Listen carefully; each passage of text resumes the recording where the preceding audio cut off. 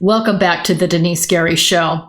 It has just come to my attention that United States Admiral Charles Richard has now said a possible nuclear war with China and Russia is possible. So in reading this piece, and by the way, you can check it out, it's on the Epoch Times. This is also, I believe, the Washington Times. Both of these traditional papers printed this story out last night. According to Admiral Richard, the United States Defense Department says that it would be important for the U.S. government to establish, quote unquote, a unity deal with Russian and Chinese aggression. I've covered this for many years. When I was on radio, and of course last year on my podcast, I talked about how Moscow and Beijing have been building up their nuclear capabilities. And I thought, in following this, I didn't see a lot of that kind of information in other newspapers like the New York Times, the newspaper of record, which is completely a liberal rag. I mean, I understand that. I used to subscribe to the New York Times daily as well as the weekend edition. I don't anymore. And I think it's really important that I highlight this for all of my listeners today, all of you, because under the Biden administration, he's only been in there a couple weeks, he has already signed or agreed to sign with the Russians the New START agreement. You say, why is that a big deal? Because it's all about nuclear war and nuclear capabilities. I want to tell you why President Donald J. Trump did not sign the New START agreement, because the Russians have not lived up to all previous agreements regarding the old START accords, and because Russia continues to violate understandings between the United States and Russia with respect to nuclear weapons or nuclear capability, Donald Trump refused to sign. Instead, it was under his authority that Russian officials were sanctioned, and a tremendous number of sanctions were placed on various individuals involved with crime and corruption. So I thought that was interesting. I want to share with you a portion of what Admiral Richard wrote. He said, there is a real possibility of a regional crisis with China or Russia that could escalate quickly to a conflict involving nuclear weapons if they perceived a conventional loss would threaten the regime or state. So conventional wars are fought traditionally. But if China or Russia thought that they would lose a conventional war, this admiral is basically saying they will use nuclear weapons. I think this is very important in light of what China just said. So in another piece that just came out, China's top diplomat, his name is Yang Jiechi. He has just informed President Biden and the Biden administration that if they don't play by the Chinese Communist Party's rules, we're in trouble. So at an event, at a virtual event hosted by a New York nonprofit organization called the National Committee on U.S.-China Relations, this chief Chinese diplomat who just gave Biden his marching orders, has said in his speech that the United States had better abide, I'm quoting, strictly abide, quote unquote, by the One China principle. The One China principle is about a little tiny island next to China called Taiwan. Taiwan has been independent for years. It fought hard to maintain its independence from communist China. It is a democracy. President Trump and Secretary of State Mike Pompeo, the entire Trump administration was very friendly and tried to be very helpful to the Taiwan government. Again, it is an independent country, a very tiny island, but is a democracy and wants to remain free from communist China, just like people from Hong Kong who are now being tortured and sitting in prison for wanting to have democracy in Hong Kong are now suffering a heavy price. So I wanted to share this out. Also, when China says it expects the Biden administration to abide by China's rules, they're also talking about the fact that China has weaponized space. You recall, under the Trump administration, he created and established Space Force. So why did President Trump establish Space Force? Because of the weaponization of space by guess who? Russia and China. So this is another very important issue that I don't think the Biden administration are really up to dealing with. Another important and significant issue that was pointed out by Yang, this Chinese top diplomat, was that he didn't appreciate the Chinese Communist Party and the Chinese Communist government did not appreciate the fact that Mike Pompeo, again, our Secretary of State during Trump's administration, called what the Chinese government was doing to the Uyghurs and other religious minorities in China as genocide. In fact, to add to that, I was just reading an article in a newspaper the other day that indicated that the Chinese Communist government is really persecuting the Christian population and has been looking to obtain all the Bibles in China and set them ablaze. What does that remind you of? But fascism under Adolf Hitler and Kristallnacht. But in other words, I just want to underscore the fact that the Chinese government is really persecuting religious minorities. And the Trump administration sanctioned Chinese communist officials for persecuting and killing and murdering people who are not interested in being a member of the Communist Party of China. So I think it's interesting in light of President Trump and his development of Space Force, and in light of the fact that China has been weaponizing the South China Seas, and now this top diplomat, Yang Jiechi, has warned the Biden administration not to cross Beijing's quote-unquote red line. I think this is a significant development. So then to recap, we have an admiral by the name of Charles Richard, who's telling us nuclear war is possible with China and Russia. We have the Beijing top diplomat telling us the United States government better not cross the communist Chinese government red lines, which brings me to the next issue I wanted to discuss, Iran. So the Chinese government and Iran have been supporting the nuclear weapons development of the Islamic Republic of Iran, as well as the communist government of North Korea. And in fact, Iran and North Korea have even signed military agreements to support one another in advancing its military strength and might.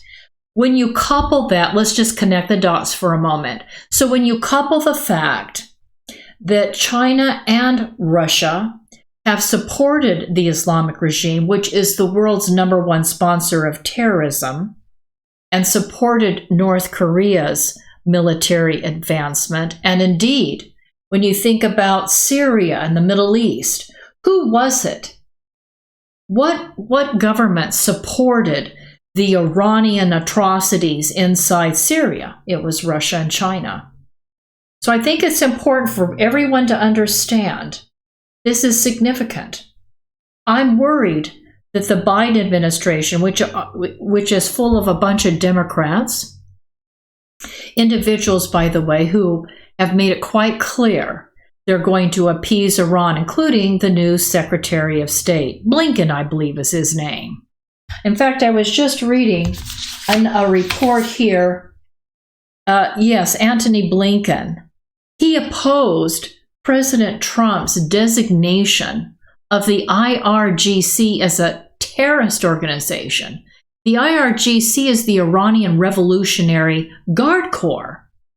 And they're involved with Islamic terrorism around the globe. They're involved in unrest, not just in the Middle East, but globally.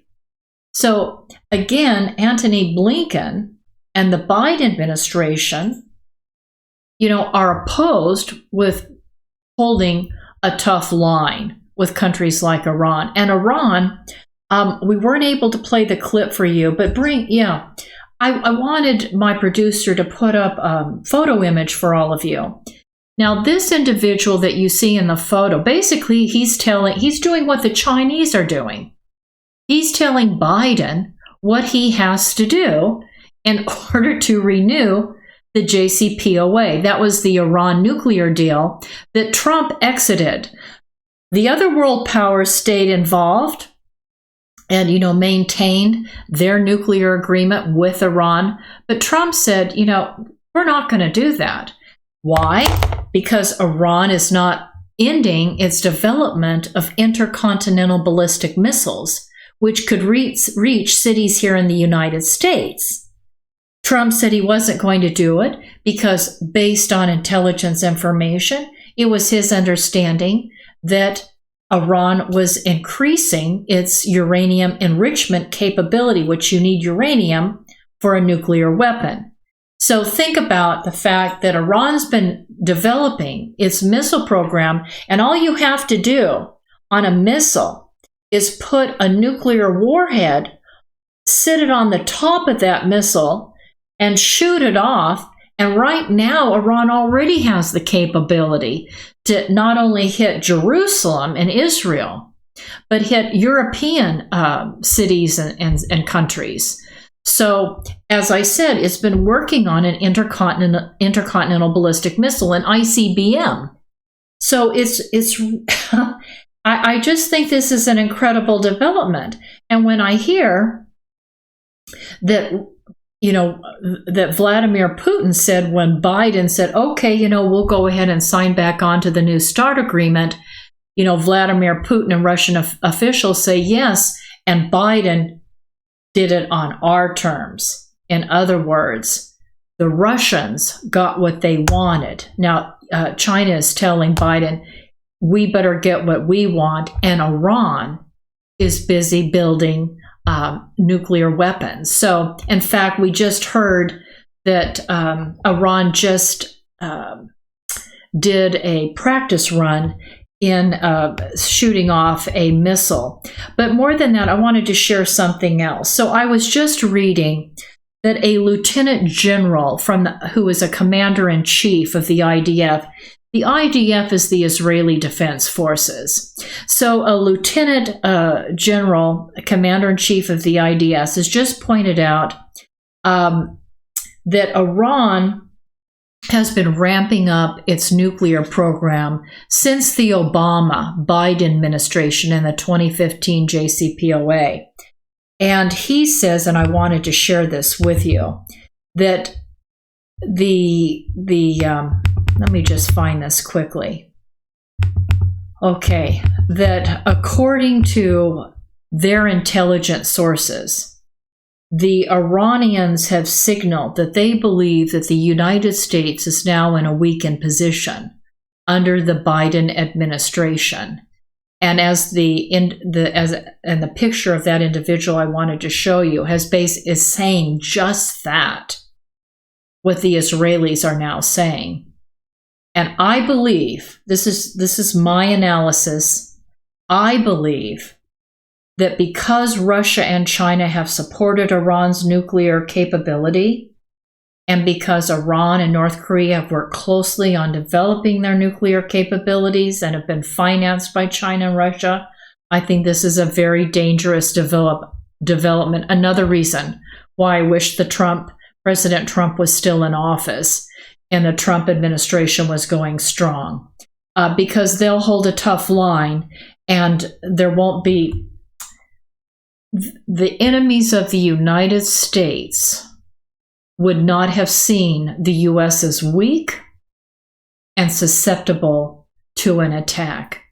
But under the Biden administration, we all need to pray, because historically, the Democrats have always been weak on national security and defense. Remember, the Obama-Biden administration let the United States military deteriorate into pre-World War II levels.